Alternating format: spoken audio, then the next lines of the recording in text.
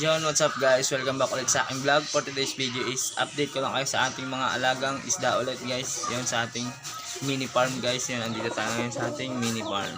At ngayon guys, ang natitira na lang pala natin strain ng ating gapi is yung HBB at saka yung snake skin. Yung anak ng ating metallic snake skin guys. Kasi guys, nagbugo yung ating metallic snake skin na iba yung pattern. White yung katawan niya guys, tapos blacktail. Kaya yun guys, update ko lang kayo sa aking snake skin na blacktail. Yun guys. At bago ang lahat guys, shoutout kay Boss Joey Avila na flight niya ngayon papuntang Taiwan. Yun, Boss Avila, have a safe flight and good luck sa yung trabaho dyan, panibagong trabaho.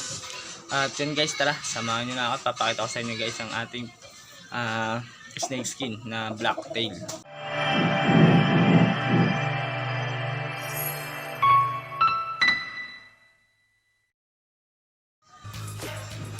Yan guys, yung anak ng ating snake skin na blacktail.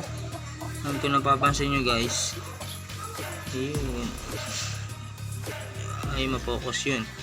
Yan guys, kung nakikita nyo guys, diba ang ganda ng pattern ng katawan niya guys, tapos yung tail ayun diba. Ayan yung babae, tapos yun ang ating lalaki guys. Yan, tingnan yung pattern ng lalaki guys, napakaangas.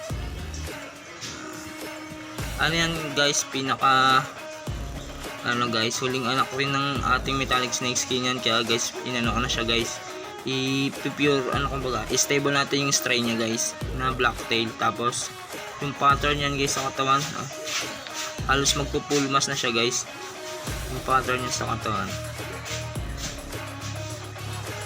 Focus natin.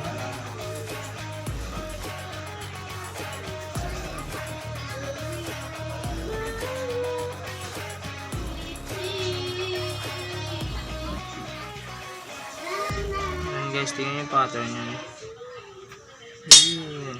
Pattern niya